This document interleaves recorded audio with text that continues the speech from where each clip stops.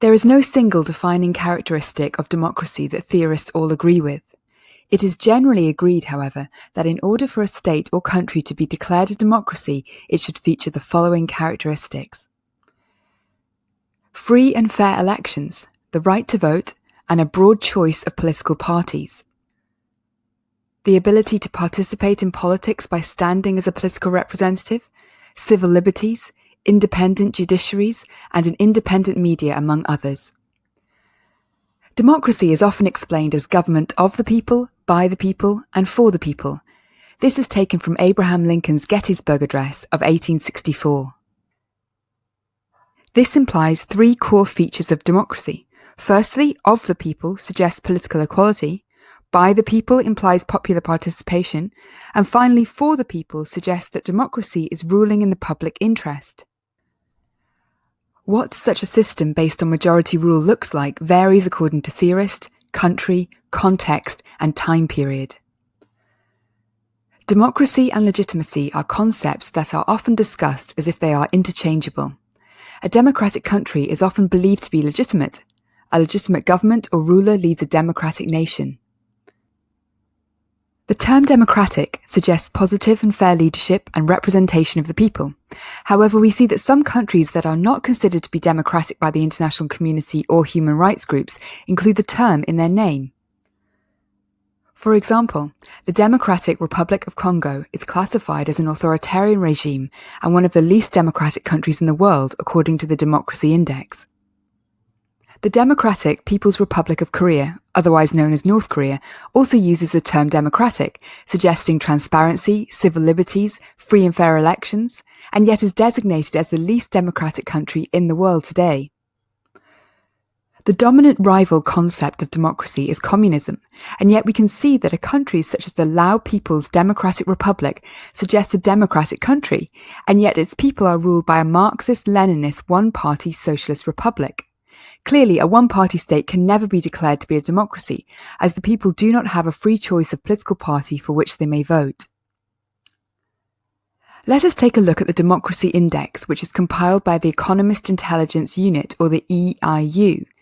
It measures the state of democracy in 167 countries and uses 60 indicators to determine a country's score and categorizes each as full democracies, flawed democracies, hybrid regimes, and authoritarian regimes. From the image shown here, we can determine that there are fewer full democracies in the world than other types of regimes, and of those, they are found predominantly in Western Europe and Australasia, although there are examples in North and Latin America and Sub-Saharan Africa. The following countries are classified as full democracies and are in order of ranking index.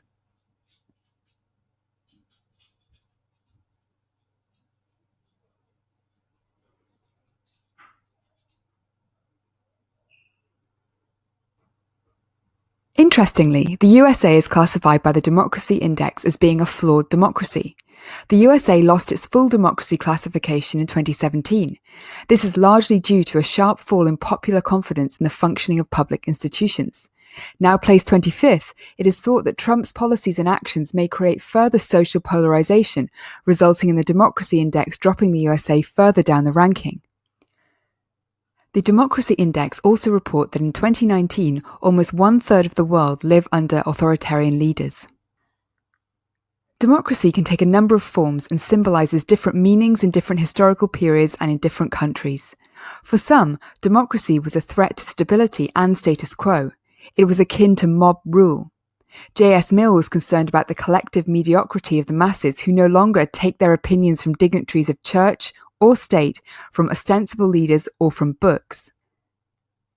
H. L. Mencken, a US humorist, wrote in the 1920s that democracy was a pathetic belief in the collective wisdom of individual ignorance. A belief about human nature, either optimistic or pessimistic, drives views on democracy as a political idea. Those who take a more optimistic view of democracy stress the importance of such a system as it creates opportunities to participate in politics, irrespective of ethnicity, age, gender, or wealth, for example. Democratic systems also afford the people the opportunity to scrutinize the government and hold them to account for their actions and policies. Democratic systems also tend to encourage the separation of powers so that one body does not become too dominant. One of the reasons for the development of democracy across the world is globalisation.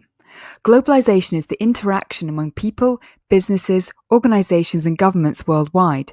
It is often linked to global capitalist expansion. Another reason for the spread of democracy is political uprisings such as the Arab Spring that began in 2011 in Tunisia and then Libya, Egypt, Yemen, Syria and Bahrain. While prominent authoritarian rulers such as Libyan Colonel Gaddafi and Egyptian President Mubarak were deposed, large-scale conflicts resulted. These included the Syrian civil war, the rise of terror group ISIL, and the Yemeni crisis. The people that took part in these often violent uprisings demanded regime change. There was growing support for democracy in many of these Muslim-majority states. The protesters saw democracy as a way to gain a voice, to participate in politics, and to disperse power away from the elites, some of whom were corrupt hereditary leaders, military dictators, or senior religious figures. Some of these conflicts driven by a desire to transition to democracy are still ongoing.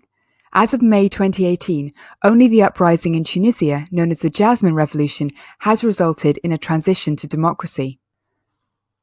The former Tunisian leader, President Ben Ali, was charged with money laundering and drug trafficking. He fled to Saudi Arabia and was sentenced in his absence to life imprisonment for inciting violence and murder. He did not serve this sentence and died in 2019 in Saudi Arabia after 10 years in exile. It is thought that as countries become more democratic, their institutions will naturally allow greater civil liberties, acknowledge and protect human rights. However, if we take a look at the evidence of human rights abuses in France, the 20th place full democracy according to the Democracy Index, we can see that the country has been criticised by human rights groups and the international community for the state of detention centres for unauthorised migrants. The United Kingdom, placed 14th, has been criticised by the United Nations and other international bodies for discrimination, disregarding the rights of migrants, the unemployed, and the disabled. It is not the case, therefore, that we can presume that even full democracies are faultless in their acknowledgement and protection of human rights, even when these countries signed the Universal Declaration of Human Rights, or the UDHR, in 1948. Interestingly, Iran signed the UDHR and yet has one of the lowest rankings on the Democracy Index. This is primarily because Sharia law, which calls for inequality of rights among other principles, will often take precedence over the principles of rights outlined in the UDHR. There are a number of forms of democracy that you will have come across in the media or political journals. Let us take a moment to explore these now. They are liberal democracy, majoritarian democracy, parliamentary democracy, presidential democracy, direct democracy, and representative democracy. In a liberal democracy, the right to vote will be widespread and political representatives will act in the interests of everyone in society. It is also referred to as Western democracy and is characterised by elections, multiple political parties, and the separation of powers into different branches of government, such as the executive, the judiciary, and the legislature, for example. Liberal democracies are also based on the concept of the rule of law. This is an idea that implies that every person is subject to the law, no one is above the law. A liberal democracy will often have a market economy, the ability to own private property, the protection of human rights, and the existence of a constitution that outlines the structure of the state and rights of individuals. A liberal democracy may be a constitutional monarchy like the UK, Spain, or Japan. Or it may be a republic like France, Germany, or the USA. It may have a parliamentary system like Israel, the UK, or India, or a presidential system like the USA or Indonesia. The second form of democracy we will look at is majoritarian democracy. This is a system in which the majority of a population should have the final say in determining the outcome of a decision. Concerns about this style of democracy were expressed by French historian and political scientist Alexis de Tocqueville. De Tocqueville coined the phrase tyranny of the majority to imply that the majority of the population was ignorant and would overpower minorities. In the Enlightenment, philosophers such as Jean-Jacques Rousseau challenged this view, claiming that through proper education, anyone could be capable of determining what was best for everyone, or the common good. The third form of democracy is parliamentary democracy. This is a system in which Parliament stands as the highest form of authority. The Parliament, or legislature, forms the government, or executive, and its leader becomes the Prime Minister or Chancellor. The Cabinet is formed from a group of members of the Parliament appointed by the Prime Minister to perform executive functions. The political parties in the minority serve in opposition to the majority and hold the government to account. The next form of democracy is presidential democracy. This is a system where the executive or the president is elected separately from the legislative body, or Congress for example, and is therefore chosen by and directly accountable to the people. The head of state is usually called a president. A presidential democracy contrasts with a parliamentary democracy where the head of government comes to power by gaining the confidence of an elective legislature, or members of parliament for example. Direct democracy is next. This is a system, also known as pure democracy. It involves citizens voting on issues rather than for political representatives to make decisions on behalf of the people. Ancient Greek city-states, particularly Athens, used this system, and today it is used in the Swiss cantons and New England town meetings. Direct democracy involves multiple referendums on which citizens can express their views. Our final form of democracy is representative democracy. This describes any system where the people transfer the power to make decisions to an elected representative. Nearly 60% of the world's countries use this system. This system is often described as the most efficient system, particularly in countries with large populations.